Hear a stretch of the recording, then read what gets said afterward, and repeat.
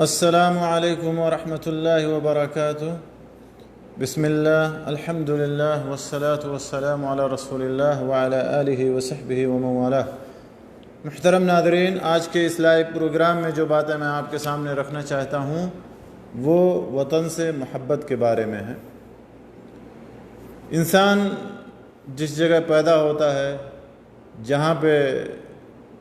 اپنی بچپن کو گزارتا ہے، جہاں پر وہ پرورش اور پرداخت جہاں پر اس کی ہوتی ہے، فطری طور پر اس جگہ سے انسان کو محبت ہو ہی جاتی ہے۔ اور یہ محبت ایک فطری محبت ہے جسے شریعت اسلامیہ میں بھی اس کو ملحوظ خاطر رکھا گیا ہے، اور اللہ کے رسول صلی اللہ علیہ وسلم سے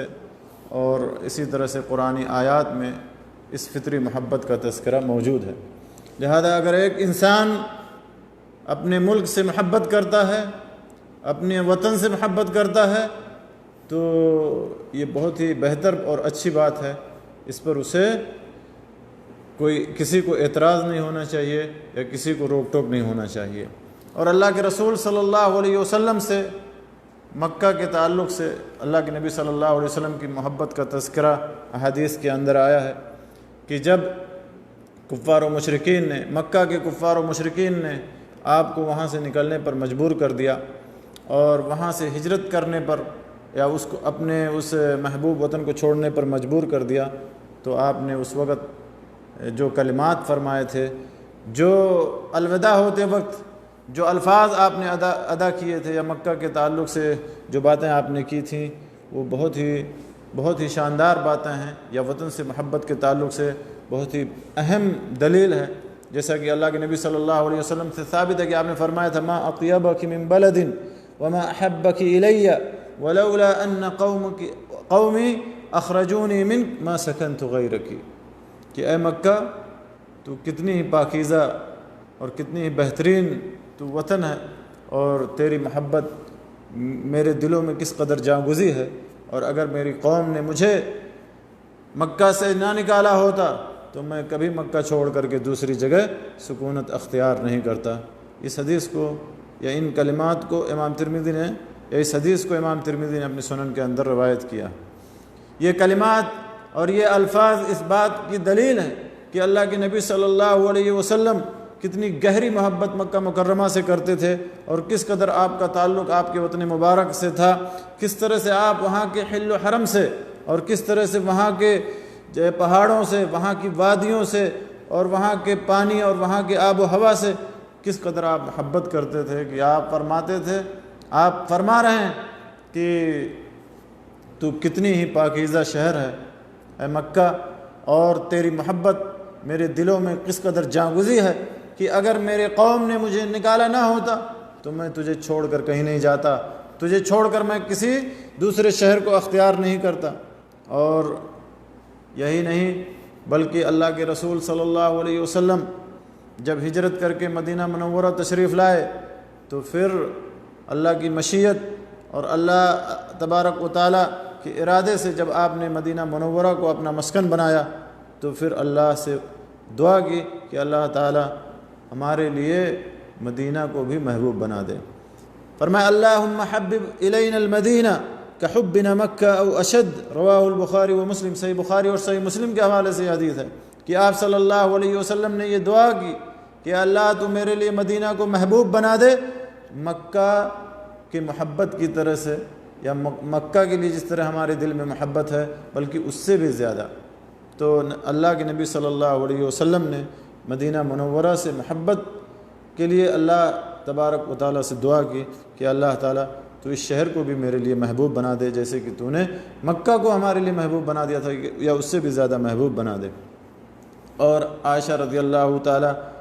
عنہا سے ثابت ہے کہ نبی صلی اللہ علیہ وسلم جب کسی مریض پر دم کرتے تھے یا جب رقیہ کرتے تھے تو یہ دعا پڑھتے تھے، بسم اللہ تربت ارضنا وریقت بعضنا یشفی سقیمنا باذن ربنا، کہ اللہ کے نام سے یہ ہماری زمین کی مٹی ہے، یا ہمارے ملک یا وطن کی مٹی ہے، اور ہم میں سے بعض کا لعاب یہ اس کے ذریعے سے ہمارے مریض کو بإذن ربنا یعنی ہمارے رب کی اجازت سے انشاءاللہ ہمارے مریض کو شفا ملے گی۔ تو وطن کی مٹی کے اندر یا وطن کی مٹی کے اندر جو کہ ایک محبوب چیز ہے، جس کی محبت انسان کی فطرت میں رچا دی گئی ہے، یا جس کی محبت انسانی فطرت کے اندر بسا دی گئی ہے، اس کی مٹی کے اندر یا اس کی خوشبو کے اندر بھی شفا ہے۔ جیسا کہ اس حدیث سے اہل علم نے استدلال کیا ہے کہ آدمی جو مریض ہے اگر وہ اپنے وطن واپس جاتا ہے، وہاں کی مٹی کی خوشبو کو سونگھتا ہے تو اس میں بھی شفا ہے۔ جیسا کہ اللہ کے نبی صلی اللہ علیہ وسلم رقیہ کرتے وقت یا دم کرتے وقت یہ حدیث پڑھا کرتے تھے یا یہ دعا پڑھا کرتے تھے، بسم اللہ تربت ارضنا وریقۃ بعدنا یشفی سقیمنا باذن ربنا۔ اور اسی طرح سے نبی صلی اللہ علیہ وسلم سے ثابت ہے کہ جب آپ نے مدینہ منورہ کو اپنا مسکن بنایا اور اس کی محبت آپ کے دلوں میں بٹھا دی گئی اللہ کی مشیت اور اللہ کے ارادے سے، اور دین و اسلام کی نشر و اشاعت کی غرض سے، تو جب آپ مدینہ چھوڑ کر کے کہیں جاتے تھے اور واپس آتے تھے یا کسی سفر پہ روانہ ہوتے اور جب واپس ہوتے اور مدینہ کی نشانیوں کو دیکھتے یا یہ پتہ چل جاتا کہ مدینہ قریب آنے والا ہے، تو آپ اپنی اونٹنی کو تیز دوڑاتے، اپنی سواری کو تیز حرکت دیتے تاکہ جلدی سے مدینہ پہنچ جائیں، محبت کی وجہ سے، جیسا کہ صحیح بخاری کے اندر اس بات کا ذکر آیا ہے۔ اور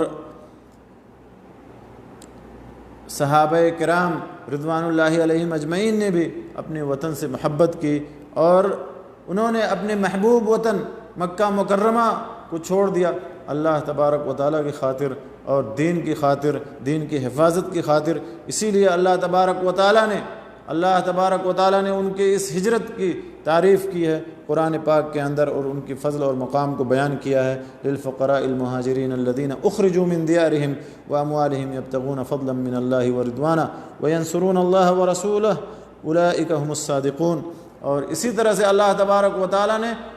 نفس کی محبت کے ساتھ، قرآن پاک میں نفس کی محبت کے ساتھ وطن کی محبت کا تذکرہ کیا ہے۔ اللہ تعالیٰ فرماتا ہے وَلَوْ أَنَّا كَتَبْنَا عَلَيْهِمْ أَنِ اقْتُلُوا أَنفُسَكُمْ أَوْ اخْرُجُوا مِنْ دِيَارِكُمْ مَا فَعَلُوهُ إِلَّا قَلِيلٌ مِّنْهُمْ، کہ اگر ہم نے ان کے اوپر یہ فرض کر دیا ہوتا یا لکھ دیا ہوتا کہ تم اپنی جانوں کو قتل کرو اور اپنے گھروں سے نکل جاؤ، تو بہت کم لوگ ایسا کرتے۔ تو اپنی جان کا قتل کرنا اور گھر سے اور وطن سے باہر نکلنا، اس دونوں چیزوں کو اللہ تبارک و تعالیٰ نے ایک ساتھ ذکر کیا ہے، بلکہ دین کے ساتھ بھی اس کا ذکر کیا ہے۔ اور اللہ کے نبی صلی اللہ علیہ وسلم سے ثابت ہے کہ آپ مدینہ منورہ سے کس قدر محبت کرنے لگے تھے، اور اس قدر محبت کرنے لگے تھے کہ ہمیشہ مدینہ منورہ کے لیے آپ دعا کرتے تھے، اور وہاں مدینہ منورہ کی اس شہر کی برکت کے لیے، اس میں برکت کے لیے اللہ کے نبی صلی اللہ علیہ وسلم دعا کرتے تھے۔ اور جیسا کہ حضرت ابراہیم علیہ السلام سے ثابت ہے کہ آپ نے مکہ مکرمہ کے لیے دعا کی۔ اور اسی طرح سے وطن سے محبت کرنا میرے دوستو یہ فطری بات ہے، لہذا ہر انسان جو جس جگہ پیدا ہوتا ہے، جہاں پہ پلتا بڑھتا ہے، جہاں پہ اس کی پرورش و پرداخت ہوتی ہے، اس سے فطری طور پر اس کی محبت ہوتی ہے۔ لیکن محبت کا مطلب یہ نہیں ہے کہ آدمی تعصب کرے اور اسی طرح سے وطن کی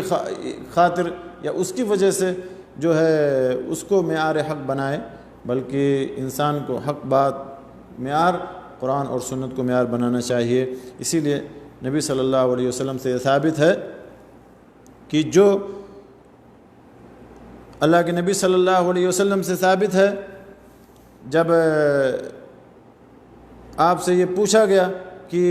اے اللہ کے رسول، کیا یہ عصبیت میں سے ہے کہ کوئی آدمی اپنی قوم سے محبت کرے؟ تو آپ نے فرمایا نہیں، لیکن عصبیت یہ ہے کہ آدمی اپنے قوم کی ظلم پر مدد کرے۔ لہذا اگر حق بات ہے تو آدمی